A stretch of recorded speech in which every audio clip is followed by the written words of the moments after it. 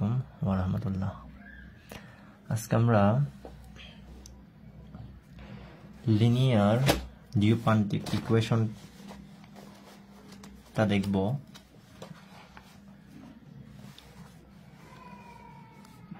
Linear diophantine equation নিয়ে যে থিওরেমটা আছে সেটা আমরা দেখব। 19 সালে এসেছে, 15 সালে এসেছে, 21 সালে কিন্তু এসেছে থিওরিটা। তো এই থিওরিটা নিয়ে আমরা আজকে আলোচনা করব এবং এই থিওরিটা নিয়ে যেসব উদাহরণগুলো আসে ওইসব গুরুত্বপূর্ণ উদাহরণগুলো আমরা দেখব।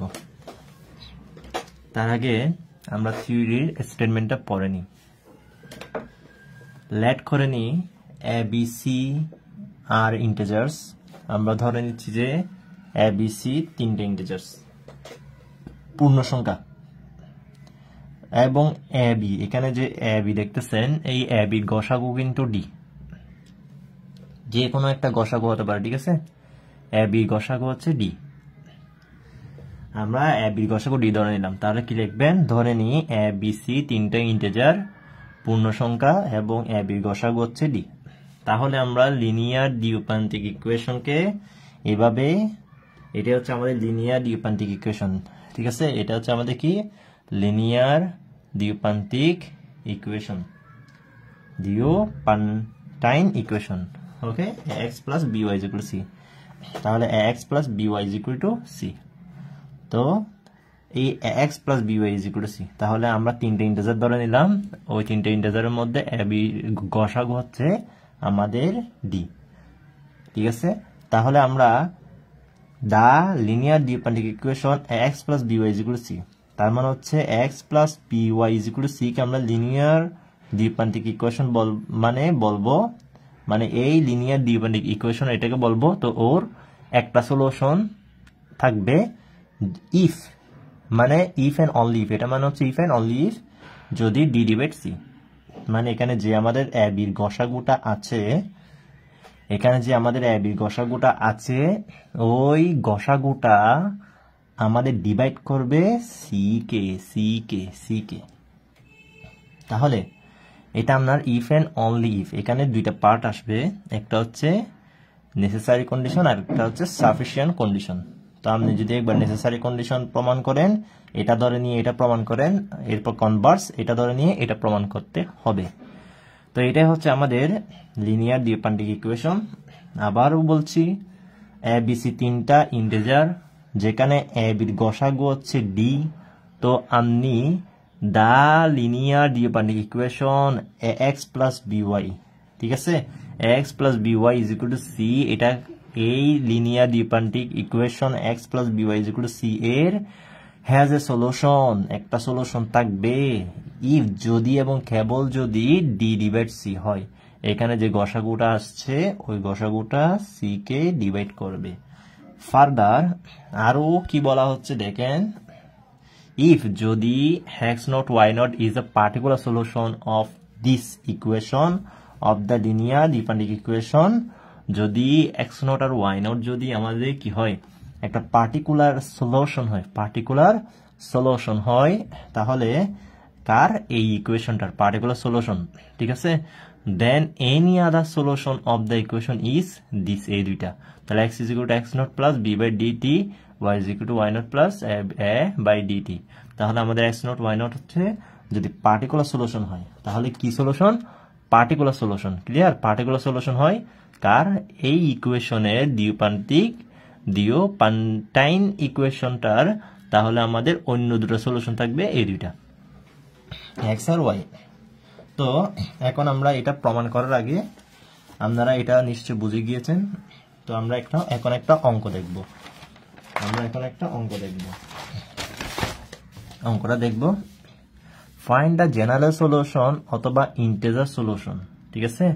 আপনাকে জেনারেল সলিউশনও বের করতে বলতে পারে অথবা ইন্টিজার সলিউশনও বের করতে বলা হতে পারে।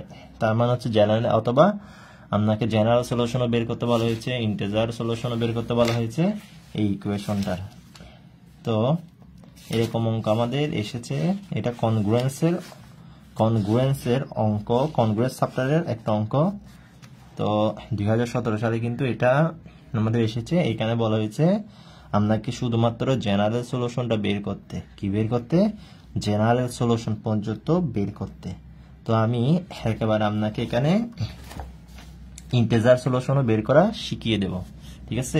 এটা না 70x plus 30y is equal to 300। 70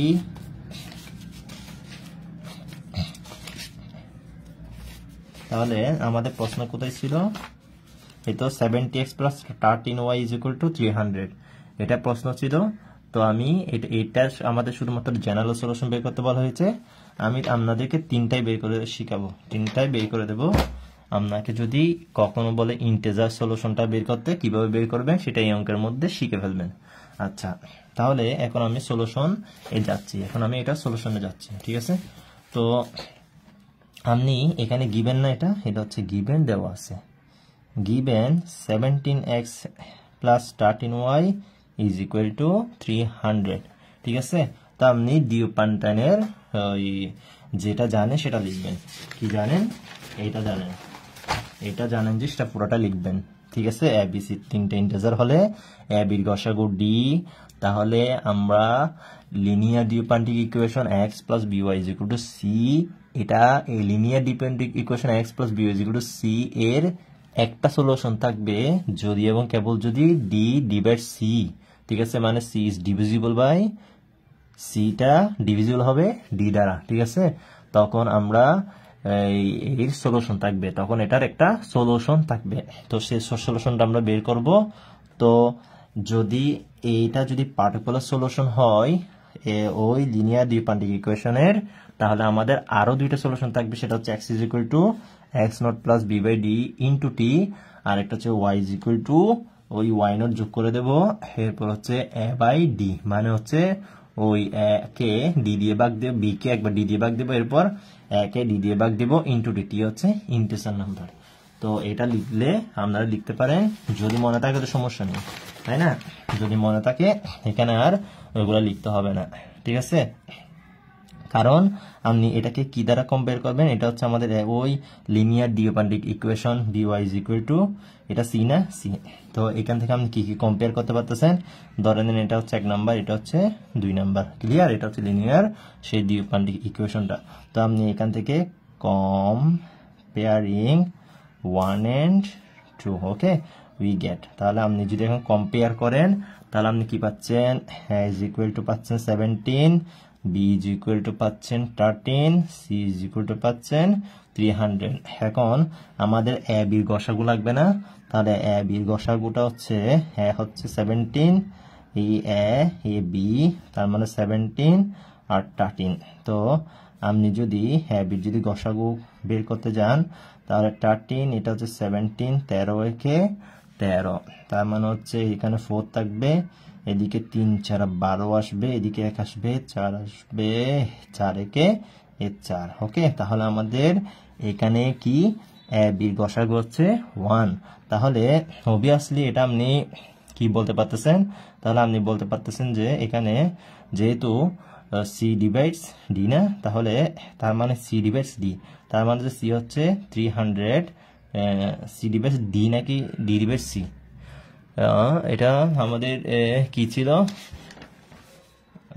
d divide c, d divide c, ঠিক আছে, d divide c, d divide c, তার মানে d এর মান কত, এই 1 আর ডিভাইডস 3, তো 300, তো 1 কি 300 কে ডিভাইড করে না, ও 1 কি 300 কে ডিভাইড করে না, তাহলে করে। তো তাহলে আমরা কি বলতে পারবো, এটা যদি হয়, এটা যদি হয়, এই তো, তাহলে এটা যদি হয়, এটা যদি হয়, তাহলে একটা কি থাকবে, সলিউশন থাকবে, কার, ওর একটা সলিউশন থাকবে, ঠিক আছে। তাহলে আমাদের কি বলছিলাম, the linear dependent equation x plus b is equal two c has a solution, যদি এটা হয়, তাহলে ওর একটা সলিউশন থাকবে, সেটা আমরা বের করে ফেলি। তাহলে সলিউশনটা কিভাবে বের করতে হয় একটু মনোযোগ সহকারে দেখেন। তো আচ্ছা, ওকে আমি কিভাবে লিখতে পারি বলেন তো, ওকে আমি 17 ইজ ইকুয়াল টু কি লিখতে পারি, 17 ইজ ইকুয়াল টু হচ্ছে আমরা লিখতে পারি 1 ইন্টু 13 প্লাস 4 না 4, এরপর হচ্ছে আবার 13কে কি লিখতে পারি, এই 13কে আমি লিখতে পারি 3 ইন্টু 4 প্লাস এই 1, তাই না, 1, ঠিক আছে।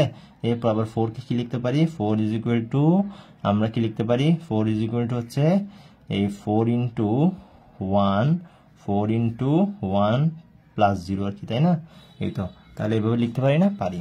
তাহলে এখন হচ্ছে আপনি কি করবেন, এখন আপনি এগেন দিয়ে এটা লিখেছি কারণ আছে, সেটা হচ্ছে দেখেন আমাদের গসাগু কত, 1 না, এই 1 না গসাগু, এই 1। তাহলে 1 কে আমি কিভাবে লিখতে পারি বলেন তো, 1 ইজ ইকুয়াল টু এই 1 ইজ ইকুয়াল টু, তাহলে আপনি এখান থেকে কি লিখতে পারেন, 1 ইজ ইকুয়াল টু 13 মাইনাস এই 13 মাইনাস 13 মাইনাস আপনি এটাকে মানে এ বির জিসিডি কে বির জিসিডি যেটা, এটাকে আপনি লিনিয়ার কম্বিনেশনের মাধ্যমে লিখতেছেন, সেখান থেকে আমরা সলিউশন দুইটা পেয়ে যাব, ঠিক আছে, পার্টিকুলার যে সলিউশন ওইটা পেয়ে যাব। তো সেটার জন্য আমি এই কাজ করতেছি। তো আমি লিনিয়ার কম্বিনেশন করি 3 ইন্টু 4, ঠিক আছে, 3 ইন্টু 4, ওকে। তারপর দেখেন 1 ইজ ইকুয়াল টু না, এটা 1 ইজ ইকুয়াল টু হবে তো 13, তারপর হচ্ছে আপনি এখান থেকে কার মান বের করতে পারতেছেন, 4 এর মান না, তাহলে 17 ইন্টু এই তো 13 মাইনাস, তাহলে 3 ইন্টু এখান থেকে পাচ্ছেন 17 মাইনাস 1 ইন্টু 13, তাই না? তারপর হচ্ছে এখান থেকে পাচ্ছেন 13 মাইনাস 3 ইন্টু 17 প্লাস 3 ইন্টু 13, তাই না? তাহলে এখন আপনি এখান থেকে কি পাচ্ছেন, মোট এখানে হচ্ছে 1 ইন্টু 13, এখানে তাহলে মোট 4 ইন্টু 13 পাচ্ছেন না, আপনি 4 ইন্টু 13 পাচ্ছেন। তো আমাদের বড়টা তো 17 না, তো 17 আগে রাখি, ওকে। তাহলে 3 ইন্টু কি রাখবো, 3 ইন্টু 17 প্লাস 4 ইন্টু 13, ওকে। আগেও বড় সংখ্যা, তাই আমি বড়টা আগে রাখলাম। এখন দেখেন এটা হচ্ছে আমাদের 1 না, এটা হচ্ছে আমাদের 1, ওকে। তাহলে 1 সমান আমাদের এত পেলাম। আচ্ছা, এখন আপনার থেকে তো এদিকে 300 লাগবে, তাই না? 300 লাগবে, ঠিক আছে, 300 লাগবে। তো 300 লাগবে আপনার, 300টা উভয় দিকে গুণ করে দেন। তো 300 সমান দেখেন ইকুয়েশনটা মিলান, 17x plus 13y is equal to 300। দেখেন আগে 17x আছে না বড়, তাই আমি 17 লিখলাম, ঠিক আছে। আমি কি লিখলাম, 17 লিখলাম, এরপর হচ্ছে 13 লিখলাম, এরপর হচ্ছে আমার 300 আছে এদিকে, তাই আমি 300 গুণ দিলাম। তাহলে 300 এদিকে গুণ দিলে এদিকে গুণ দিতে হবে না, তাহলে এটা হবে মাইনাস 900 ইন্টু 17, তাই না? তাহলে এদিকে কি হবে, 1200, তাই না? 1200 ইন্টু 13। আচ্ছা, তাহলে আপনি এটাকে এভাবে লিখতে পারেন না, 17 ইন্টু 900 প্লাস 13 ইন্টু 12 1200, এভাবে লিখতে পারি আমরা। তাহলে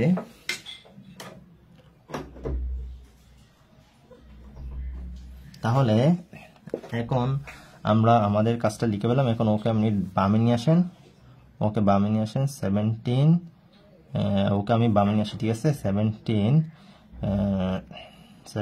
মাইনাস 900, তারপর হচ্ছে প্লাস 13, তারপর হচ্ছে আমাদের 12,000 is equal to 300।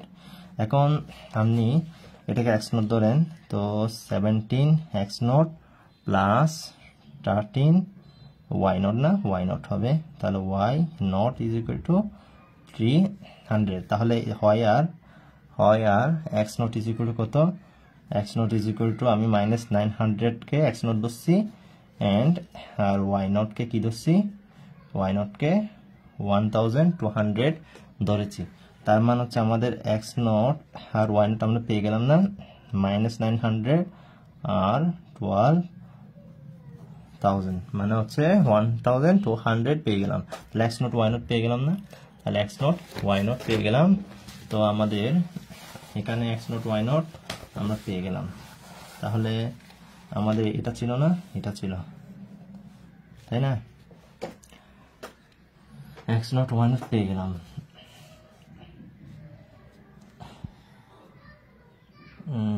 X not হচ্ছে 10, এটা কোনটা, এটা না মনে হয়, এটা 17x, তারপর 13y ইজ ইকুয়াল টু 300। আচ্ছা, ওরা ওদের মতো করেছে, ঠিক আছে। আমাদেরকে জেনারেল সলিউশন বের করতে বলছে তো আমরা এইভাবেও করতে পারি। এটা হচ্ছে আরেক মানে অন্য ক্যাটাগরির আর কি, এটা হচ্ছে অন্য ক্যাটাগরির একটা মানে এটা হচ্ছে আপনার অন্য মেথড দিয়ে করা। তো আমি যেটা করেছি সেটা হচ্ছে আরেক মেথড। ক্লিয়ার? আমি যেটা করেছি সেটা হচ্ছে আরেক মেথড।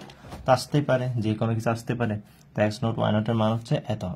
ওকে, এক্স নট ওয়াই নটের মান আমরা পেয়ে গেলাম -900 আর 12,200 পেয়ে গেলাম। এটা হচ্ছে আমাদের পার্টিকুলার সলিউশন, এটাই আমাদের পার্টিকুলার সলিউশন। ক্লিয়ার? তারপর হচ্ছে আপনি এখন কি করবেন, দা জেনারেল সলিউশন। তাহলে জেনারেল সলিউশন কিভাবে বের করবেন? জেনারেল সলিউশন আমরা কি জানি, x is equal to x naught plus এরপর কি x naught plus B by d না, বি বাই ডি ইন্টু টি। ঠিক আছে, এটা হচ্ছে আমাদের জেনারেল সলিউশন বের করতেছি। দেখেন এরপর হচ্ছে y is equal to y naught plus, তো বি এখন হচ্ছে divided by D into t, তাই না? তাহলে এগুলোই তো ছিল আমাদের আদার সলিউশন, তাই না? তো এখন এক্স নটের মান কত, -900 প্লাস বি বাই ডি মানে কত, বি মানে কত, বি মান হচ্ছে 13, ডি মান হচ্ছে 1 ইন্টু টি, আর ওয়াই ইজ ইকুয়াল টু হচ্ছে এটা হচ্ছে এক্স। তাহলে এটা হচ্ছে আমাদের y, y is equal to y naught কত, ওয়াই নট হচ্ছে আমাদের 1200 মাইনাস, তাহলে এর মান কত, আমাদের এর মান হচ্ছে এর মান কত ছিল, এর মান হচ্ছে 70 ছিল না, এর মান হচ্ছে 70 ছিল। এটা তো মাইনাস, প্রথমটা প্লাস ছিল তারপরটা মাইনাস। আমাদের ডিওপান্টাইন ইকুয়েশন লিখছি নাকি, আমাদের ডিওপান্টাইন ইকুয়েশন, ও আচ্ছা এটা হচ্ছে মাইনাস, এটা হচ্ছে মাইনাস। ঠিক আছে, X naught plus B by D into টি, আর এটা হচ্ছে আমাদের Y naught minus A by D into টি। ঠিক আছে, ওয়াই নট মাইনাস হবে, ওয়াই নট মাইনাস হবে, উভয়টা প্লাস না, এটা প্লাস, এটা হচ্ছে মাইনাস। তো ওয়াই নট মাইনাস এর মান কত, এর মান হচ্ছে 17 ডিভাইডেড বাই 1 ইন্টু টি। তাহলে আমরা এখান থেকে কি পাচ্ছি, সুতরাং এক্স ইজ ইকুয়াল টু পাচ্ছি -900 প্লাস 13t। ওকে, এই দেখেন জেনারেল সলিউশন পেয়ে গেলাম। সুতরাং ওয়াই ইজ ইকুয়াল টু পাচ্ছেন আপনি 1200 মাইনাস এটা কত 17t। ঠিক আছে, আপনি আপনার জেনারেল সলিউশনটা পেয়ে গেছেন, আপনি আপনার জেনারেল সলিউশনটা দেখেন পেয়ে গেছেন। তো এটাই ছিল আমাদের জেনারেল সলিউশন, আর এটা হচ্ছে আমাদের পার্টিকুলার সলিউশন। এভাবে অঙ্কগুলো করতে হয়, এভাবেই অঙ্কগুলো করা লাগে। তো এটাই আসছিল আর কি আমাদের সেম আর কি, অঙ্ক সেম। তো আপনি যদি এভাবে বের করেন আপনার -1200 আসবে, আর এখানের মতো যদি বের করেন এই এক্স বের করেন, তো ইন্সপেকশন, তো আপনার ইন্সপেকশনের মাধ্যমে পর্যবেক্ষণ দ্বারা আপনি বুঝতেছেন যে এখানে আপনি ওয়াই নটের মান হচ্ছে 10, মানে ওয়াই সমান ওয়াই নট ইকুয়াল টু 10 নিলে আমাদের কি হয়, আমাদের এখানে এক্স ইজ ইকুয়াল টু 10 আসে। ঠিক আছে, তো আপনার x naught is equal two আপনার এক্স মানে এক্স এই x is equal to x not পাবেন আর কি। ওকে, ঠিক আছে, তো আপনার 10 আর এটা হচ্ছে এক্স নট, আর এই 10টা ওয়াই নট পেয়ে যাবেন। এটা হচ্ছে আপনার পার্টিকুলার সলিউশন। তো আপনি যেভাবে করেন না কেন আপনার আনসার কিন্তু ঠিক। তো আমাদের আনসার ঠিক। ওকে, তো এখন আপনাদেরকে দেখাবো পজিটিভ ইন্টিজার কিভাবে বের করবেন। আমাদেরকে তো ইন্টিজার সলিউশন বের করতে বলছে, তো এখন হচ্ছে আমরা কি লিখবো, for positive integral solution, for positive integral solution, for positive integral solutions we have. তাহলে পজিটিভ ইন্টিগ্রাল সলিউশনের জন্য আমরা কি পাচ্ছি, ওই পজিটিভ ইন্টিগ্রাল সলিউশন মানে হচ্ছে এক্স গ্রেটার দেন 0 আর Y greater than 0। Positive integral সলিউশনের জন্য X greater than 0 Y greater than 0। এরকম কি আরেকটা অঙ্ক আছে নাকি,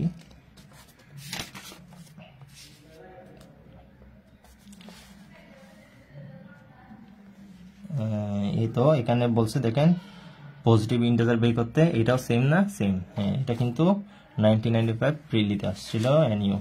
তো যাই হোক, আমরা এখন পজিটিভ ইন্টিগ্রাল সলিউশন বের করবো। তো একটা ভালো করে বুঝেন, বাকিগুলো হচ্ছে সেম। ওকে, বাকিগুলো আপনার জন্য সেম ক্যাটাগরি। তো ফর পজিটিভ ইন্টিগ্রাল সলিউশন আমরা পাচ্ছি কি পাচ্ছি, x is greater than 0 y is greater than 0 ধরে নেবেন।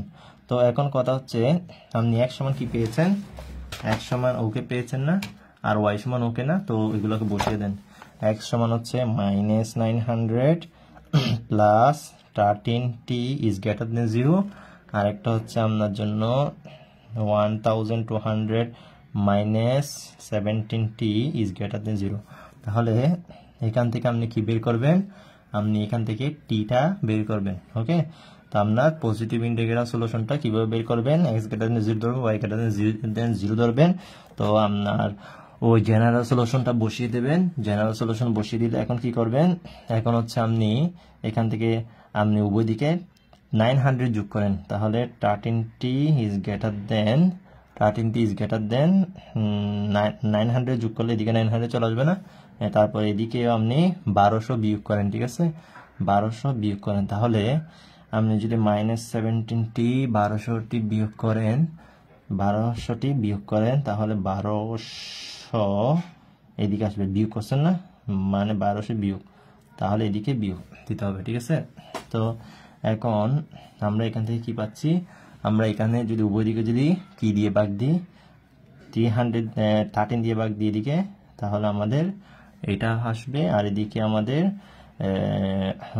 যদি কি করে -1/t আপনি একেবারে দিয়ে ফেলেন, -1/17 -1/17 দিয়ে যদি ভাগ দেন, মানে -1/17 দিয়ে যদি উভয় দিকে গুণ দেন, হয়ে গেছে তো না, তাহলে আমরা কি করব, -1/17 দিয়ে গুণ দেব উভয় দিকে, তাহলে এটা চলে যাবে না, তো আর এটা কি হয়ে যাবে, এটা অসমতাটা পাল্টে যাবে।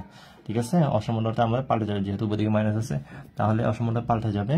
তো যেহেতু আমি মাইনাস দিয়ে উভয় দিকে গুণ দিচ্ছি, তাহলে 1200 ডিভাইডেড বাই এদিকে কত 17, ঠিক আছে 17 থাকবে।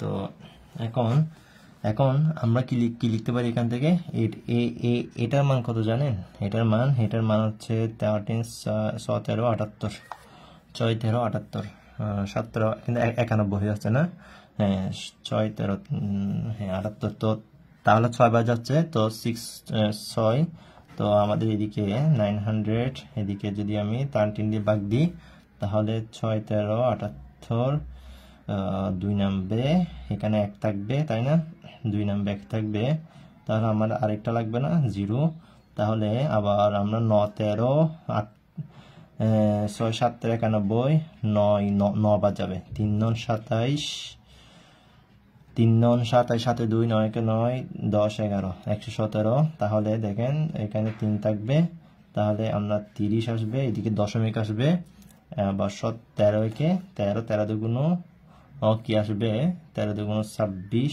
তাহলে এদিকে 4 আসবে, আবার এদিকে 0 আসবে, তো এখানে 3 13 39, ঠিক আছে, এইভাবে যেতে থাকবে, 1 নামবে 10 নামবে, এইভাবে যেতে হবে। তাহলে আমি শেষমেশ 69 এটা মান হচ্ছে 69.23, এটা মান হচ্ছে 69.23, আর এটা মান হচ্ছে আমাদের দাঁড়াবে 70 আসবে, এটা 70.59 আসবে, এটা 70.59 আসবে। তাহলে আমি কি লিখতে পারি, টির মানটা এইভাবে লিখতে পারি না, টির মানটা আমি লিখতে পারি 900, এটা হচ্ছে 913 থেকে টির মানটা বড়, আর 1200/17 থেকে ছোট, টির মানটা, কার মানটা, টির মানটা, তো এদের মধ্যে আছে, তার মানে হচ্ছে ও মানে হচ্ছে আমাদের 60 না, ও মানে হচ্ছে 69.23, আর ও মানে হচ্ছে আমাদের 17.59, ঠিক আছে। তো ওদের মাঝের একটা আমি মান নিই, ওদের মাছ থেকে একটা মান নিই, এটা হচ্ছে 69.23 থেকে, আর এটা হচ্ছে 70.59 ভেতরে একটা মান নিই, তাহলে হচ্ছে বড় হচ্ছে ছোট, তাহলে একটা 17, তাহলে 17 নিলাম, তাহলে দেখেন এই 17 আমাদের মান আসলো 17, তাহলে এই 17 কি ওদের ভেতর নাই, আছে, তাহলে 17 ওদের মাঝে আছে। তাহলে এখন আমরা এই টির মানটা কোথায় বসিয়ে দেব, টির মানটা এখানে বসিয়ে দেব, ঠিক আছে, টির মানটা এখানে বসিয়ে দিই। সুতরাং x is equal to -900 plus 13 into 17 মানে কত, আমাদের আসবে এটা 791, তার মানে হচ্ছে এখানে আসবে আমাদের x is equal to 10 আসবে। ওকে, ঠিক আছে তো x আর একটা হচ্ছে y = 1200 এরপর হচ্ছে মাইনাস 17 ইন্টু কত এই 70 t মান 70 না, তাহলে এটা গুণ দিয়ে এটা থেকে বিয়োগ করলে আমাদের আসবে কত, আমাদের আসবে 10। ঠিক আছে, এই 10। ওকে, এটা হচ্ছে আমাদের 10।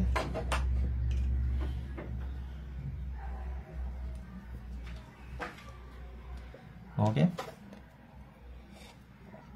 তো এটা হচ্ছে আমাদের 10 আসবে, তো উভয়টা 10, তো x এর মান 10, y এর মান 10, তার মানে x y এর মান হচ্ছে আমাদের 10 আর এই 10, তার মানে হচ্ছে দেখেন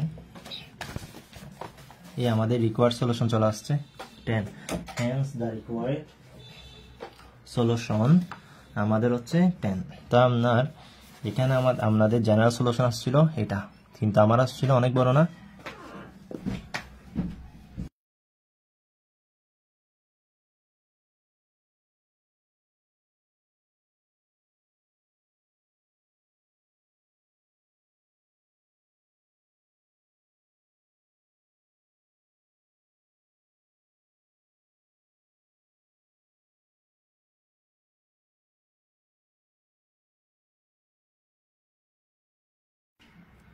ওকে, তো এখানে আসছিল general solution x = o y = o, সেখান থেকে বের করেছে। দেখেন আমার জেনারেল সলিউশন কিন্তু এই দুটো আসছিল না, এটা x এর মান, এটা y এর মান, তাই না?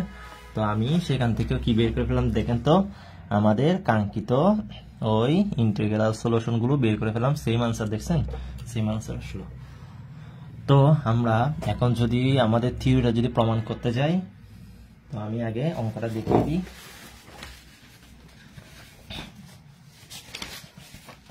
দেখেন একটু কিভাবে সাজিয়ে লিখবেন, সাজিয়ে কিভাবে লিখবেন দেখেন।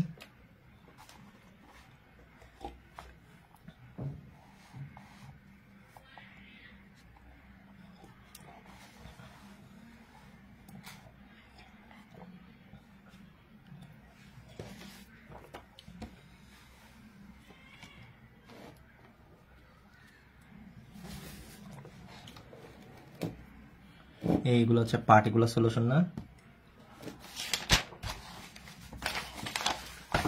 এরপর হচ্ছে আমাদের জেনারেল সলিউশন, এখান থেকে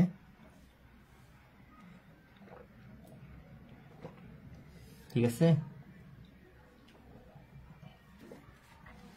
এই পজিটিভ ইন্টিগ্রাল জন্য ঠিক আছে, দেখেন তো টির মানটা ইন্টিজার নাম্বার একটা চলে আসলো, সেটা বসিয়ে দিলাম, which is positive integer solution, find the positive integer solution। এটা তো এটার কি পজিটিভ ইন্টিজার সলিউশন পাবো, দেখেন তো এটা 4 মার্কস এর জন্য ইম্পর্টেন্ট, কম্পেয়ারিং করবেন ওর সাথে, ঠিক আছে। তো এইগুলো লিখবেন। তো আমরা আবার এই 12কে 50কে 12 দিয়ে ভাগ দেব, তাহলে আমাদের ডি মান আসবে 2। এখন ডি কি সি কে ডিভাইড করে সি মান কত, সি মান 1, তো ডি মান হচ্ছে কে, ডি হচ্ছে আমাদের 2, তো 2 কি কখনো মানে 1 কি 2 দ্বারা ডিভিজিবল হবে, কখনো হবে না, তাহলে d is not divide c, d is not divide c, ঠিক আছে, এইভাবে লিখে দেবো। 2 কখনো 1 কে ডিভাইড করে না, 2 কখনো 1 কে ডিভাইড করে না, ঠিক আছে। তো দেয়ার ইজ নো সলিউশন, এটা হয়ে যাবে দেয়ার ইজ নো সলিউশন। তো এখন আমরা যদি থিওরিটা প্রমাণ করি, একটু মনোযোগ দেন, আমরা এখন যদি থিওরিটা প্রমাণ করতে যাই তাহলে দেখেন কি হয়। তো আমরা এখন কি করব,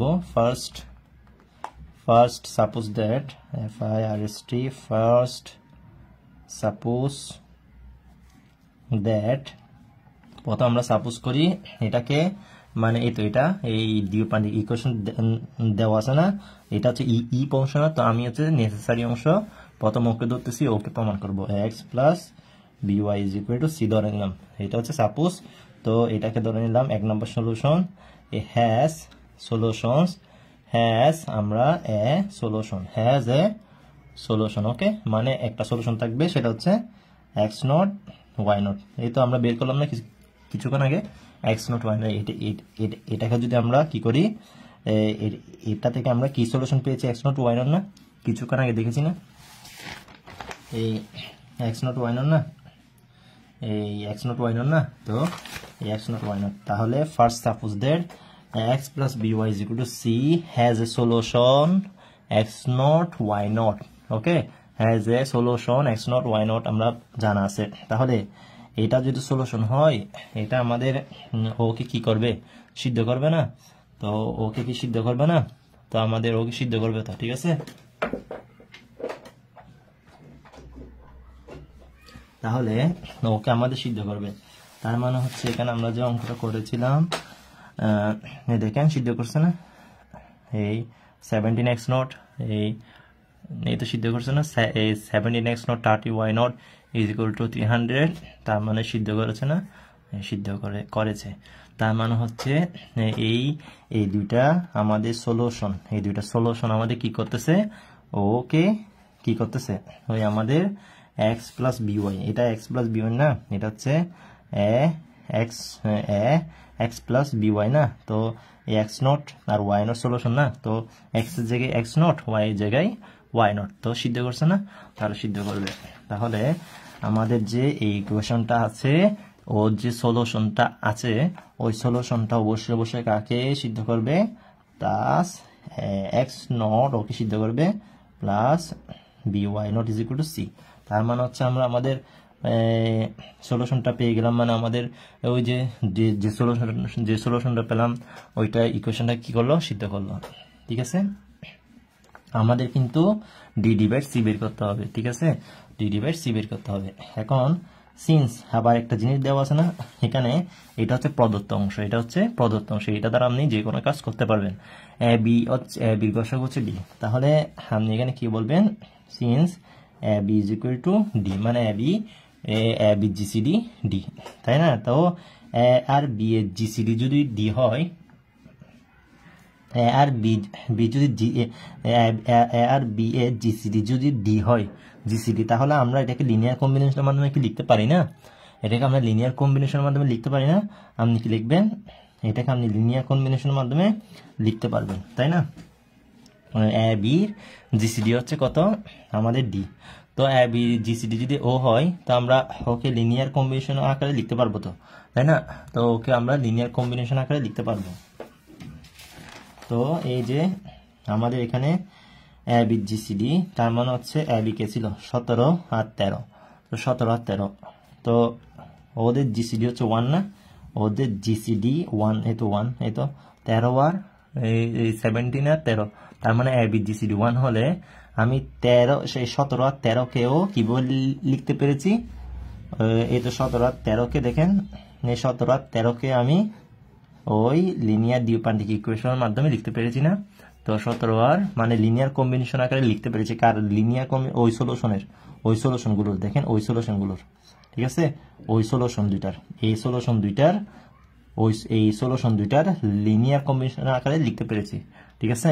তা আমাদের এ বি যখন জিসিডি, যখন আমাদের এ বি জিসিডি, তো এ বি মানে 17 আর 13 যখন জিসিডি যখন 1, তো আমরা ওকে কিভাবে লিখতে পেরেছি, লিনিয়ার কম্বিনেশন আকারে লিখতে পেরেছি, তাদের ওই সলিউশন দুইটার, ঠিক আছে।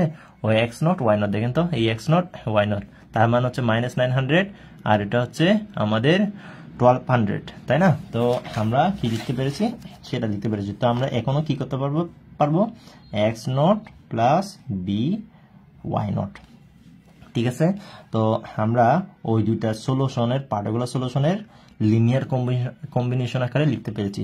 সমান সমান কি হবে বলেন তো, তো আমাদের আর ডি হবে না, আর ডি সমান সমান আর ডি না, তো আমরা একটা কি আসবে, আর হচ্ছে একটা ইন্টিজার নাম্বার, আর হচ্ছে একটা আমাদের ইন্টিজার নাম্বার, ঠিক আছে, একটা আর আসবে। তো আমরা এরকম টাইপের যে গসাগু আছে, তো আমরা সেটাকে কি লিখতাম, মানে এটা তো ওর, এটা তো ডি তো ওর, ঠিক আছে। এই আমি আপনাদেরকে দেখিয়েছিলাম অঙ্ক করতে গিয়ে, কিন্তু এরকম একটা মানে এটাকে কিভাবে লিনিয়ার আকারে লিখবো, মানে ডি তো আমাদের গসাগু, তাই না, ডি তো আমাদের গসাগু, তো ডি তো হচ্ছে জিসিডি, তো জিসিডিটাকে আমি এখানে কিসের মাধ্যমে দেখালাম, জিসিডিটাকে আমি লিনিয়ার কম্বিনেশন আকারে দেখালাম। তার মানে হচ্ছে ওই লিনিয়ার কম্বিনেশনের আকারে যে দেখালাম, ওই লিনিয়ার কম্বিনেশন আকারের আমাদের ইয়াগুলো কত, এক্স আর ওয়াই, মানে এগুলো হচ্ছে আমাদের সলিউশনটা।